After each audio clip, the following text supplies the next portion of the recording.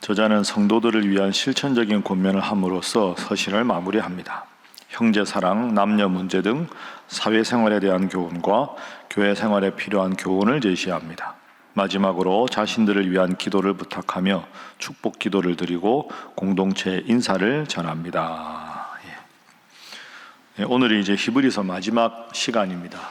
히브리서는 신약 성경에서도 좀 해석하기가 어려운, 그리고 저자가 누구인지도 명확하게 밝히기가 어려운 그런 서신이라 하고 처음에 말씀을 드렸습니다.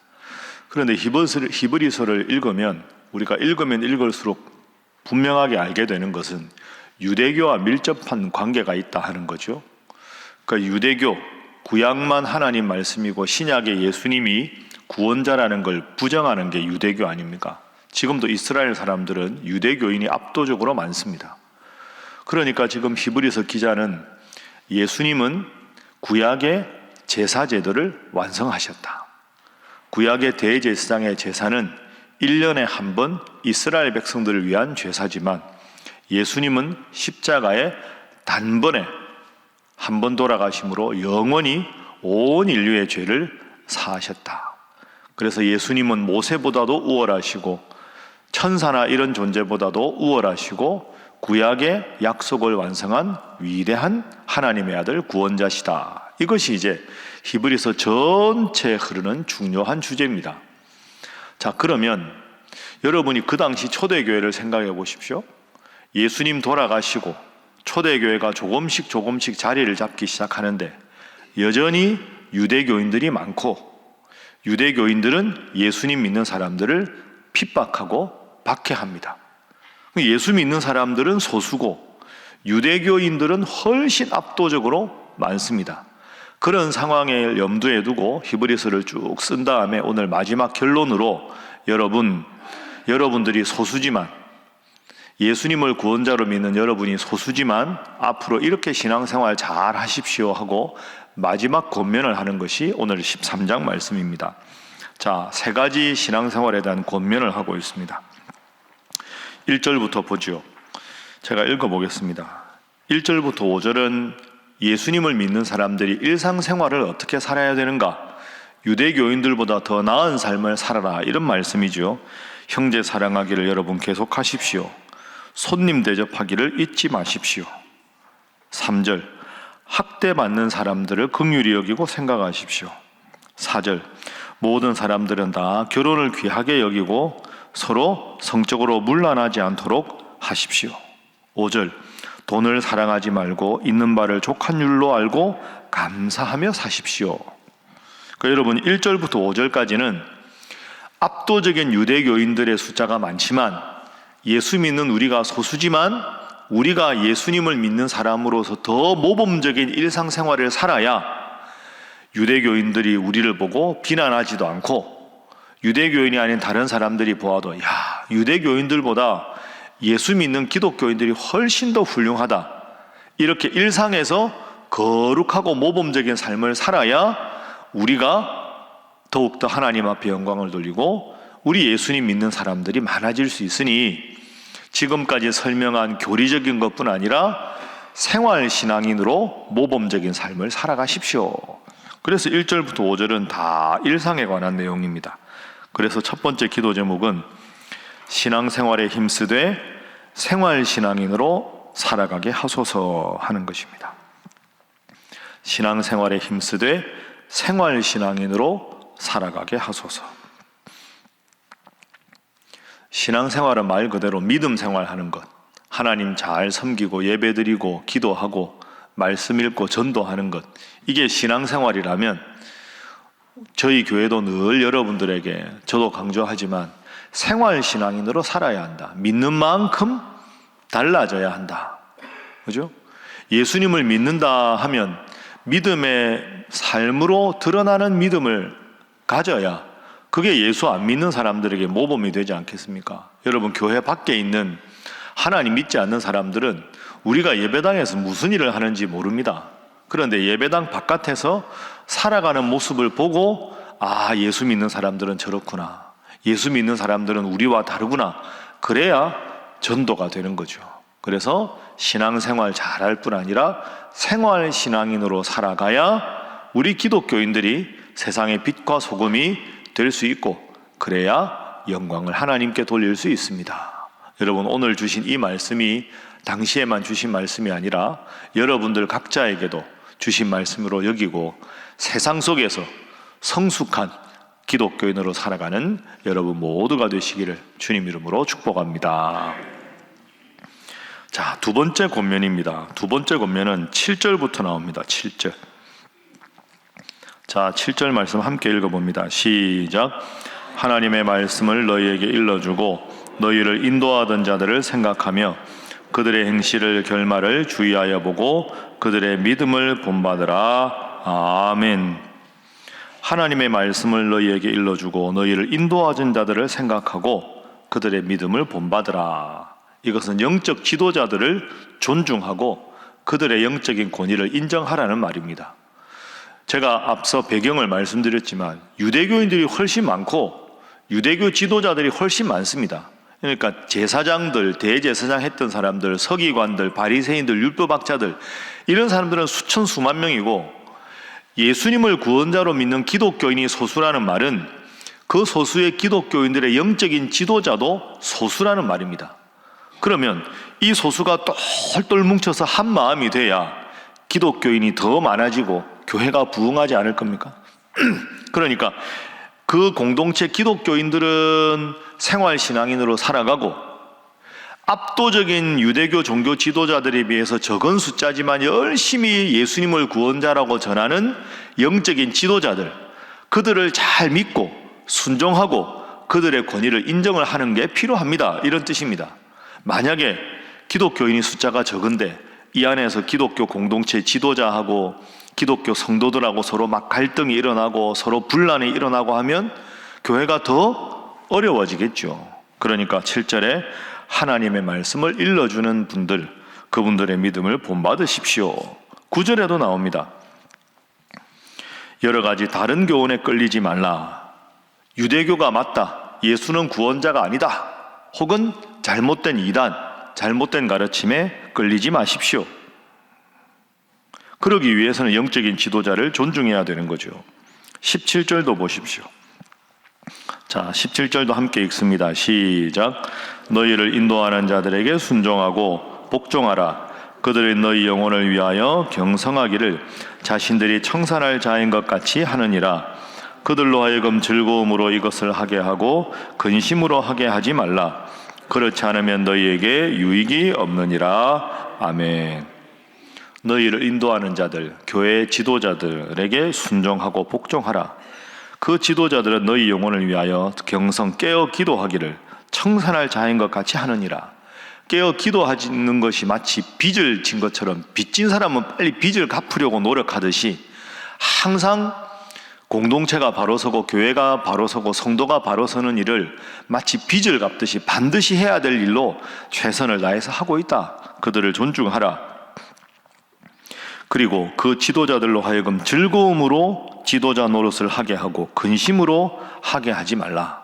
그러니까 오늘날로 말하면 성도들이 목회자의 권위를 잘 인정하고 한 마음으로 잘 돼서 성도들도 기쁘고 목회자들도 목회가 즐거움이 돼야 되는데, 목회자들이 목회하면서 성도들 신방하는 게 막 부담스럽고 그렇게 되면 안 된다 하는 거죠.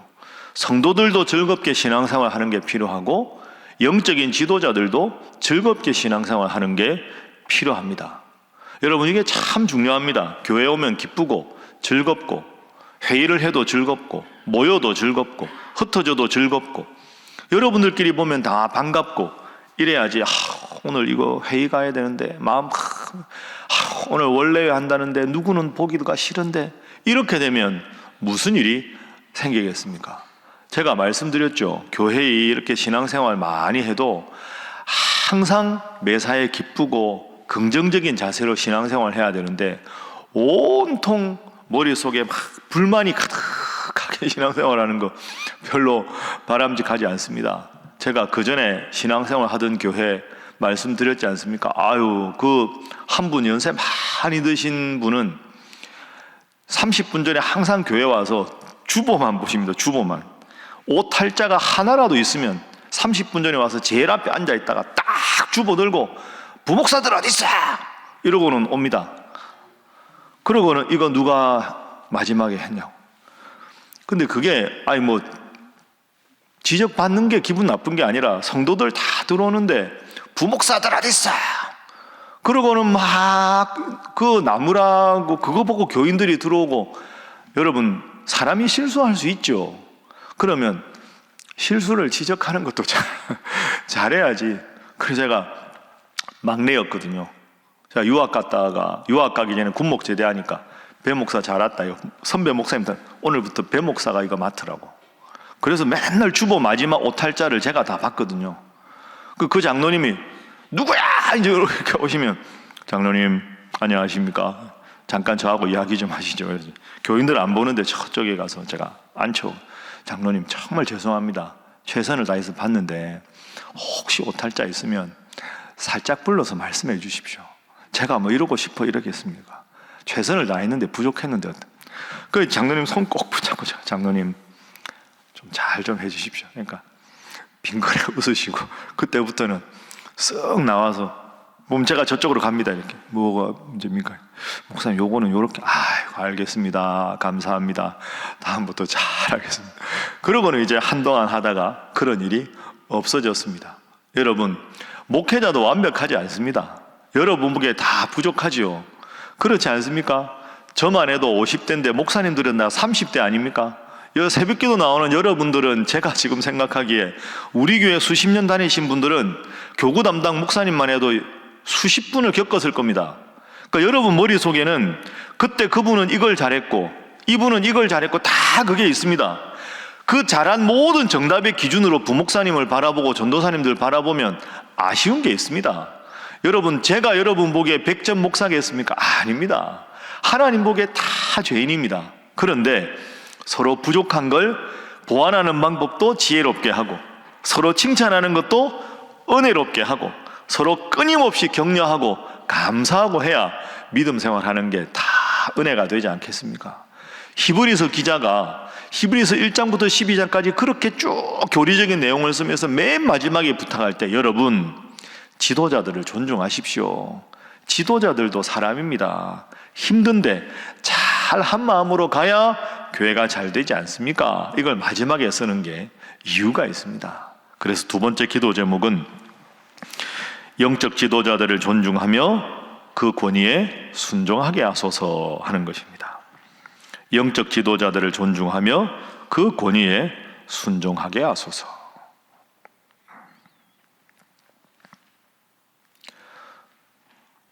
저는 그렇게 생각합니다. 우리 교회만큼 하면 됩니다. 여러분 지금 잘하고 계십니다. 제가 이렇게 말씀드리는 게 여러분이 못해서가 아니라 성경에 그렇게 나와 있으니까 지금처럼 앞으로도 잘하자 이런 뜻입니다. 그러니까 그런 걱정 안 하셔도 됩니다. 우리 교회는 아주 좋습니다. 장로님들도 우리 목회자들하고 저를 존중해 주시고 여러분들 다 교구에서 목사님들하고 잘 지내는 모습이 얼마나 감사한지 모릅니다. 옛날 생각하면 진짜 은혜롭습니다. 제가 처음에 교회 왔을 때 제일 놀랐던 게 교구 담당 목사님들을 다 임명했는데 이 목사님 우리 교구 못 받겠습니다. 제가 얼마나 충격을 받았는지. 교구 담당 목사님을 임명한 그날 교구 담당하는 분들이 담임 목사님 죄송한데 이분하고는 못 하겠습니다. 지금이야 웃으면서 이야기하지 제 머리가 하얘졌습니다. 입장을 바꿔놓고 생각해 보십시오. 목사님은 계실 때 진짜 지금 생각하면 웃으면서 이야기할 수 있으니까 다 하나님 은혜죠. 목사님들 잘 하도록 열심히 기도하고 저희들도 노력하고 여러분들도 목사님들을 믿고 서로 화합하고 잘 돼서 은혜로운 우리 신일교회 앞으로 될 수 있기를, 더 잘할 수 있기를 주님 이름으로 축복합니다. 마지막 세 번째입니다. 제일 마지막 한번 보시죠. 24절, 25절. 자, 함께 읽어봅니다. 시작. 너희를 인도하는 자들과 및 모든 성도들에게 문안하라. 이달리아에서 온 자들도 너희에게 문안하느니라.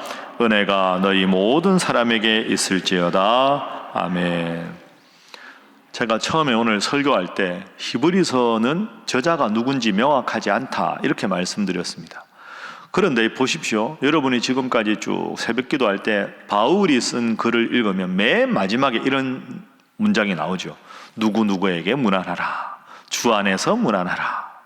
그런데 히브리서는 거의 99% 바울의 서신이 아닙니다.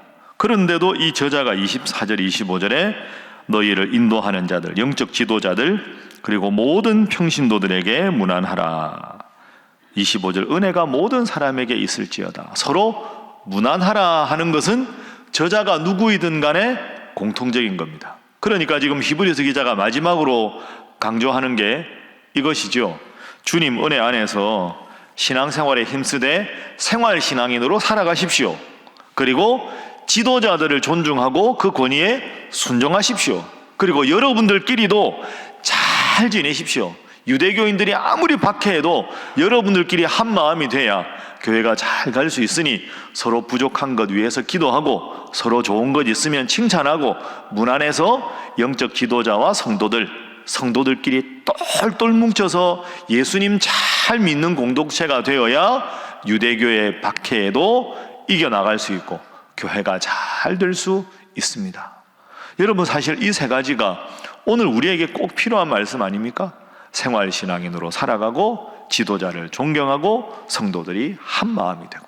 그래서 세 번째 기도 제목은 늘 서로 문안하는 성도가 되게 하소서 하는 것입니다. 늘 서로 문안하는 성도가 되게 하소서.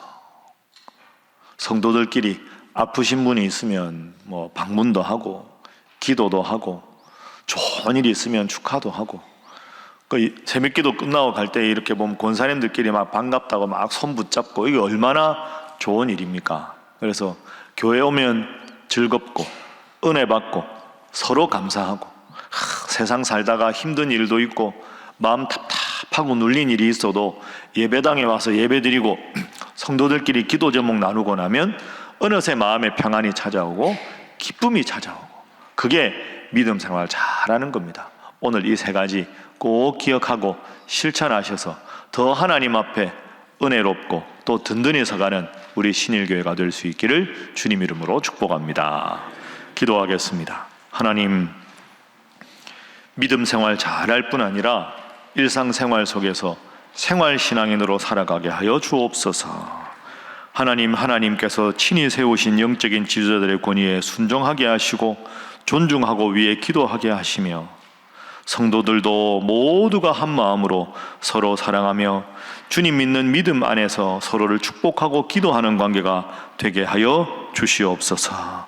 그리하여 교회가 어려운 시대라고 하지만 우리 신일교회 더욱더 새벽에 나와서 기도하는 성도들이 많아지게 하시고 하나님의 은혜와 서로에 대한 사랑이 넘쳐나는 우리 교회 되게 하여 주시옵소서. 기도하고, 오늘이 또 어버이날입니다. 우리 사랑하는 부모님들 위해서, 그리고 우리 교회 연세 많이 드신 우리 원로은퇴 장로님들, 안수 집사님들, 권사님들, 특별히 병석에 계신 많은 어르신들이 있습니다. 정말 평생을 눈물로 교회를 위해 헌신하고 기도하신 우리 어르신들, 하나님께서 천국 가는 그날까지 몸을 붙드시고 마음을 붙드시고 영육간에 더 주님 은혜 안에서 회복되고 바로 서실 수 있도록, 그리고 여러분 가정에 하나님 앞에 잘 믿고 복받는 가정 될 수 있도록 우리 다 함께 주님 앞에 기도하겠습니다. 주여 믿습니다. 주여 믿습니다. 주여 믿습니다.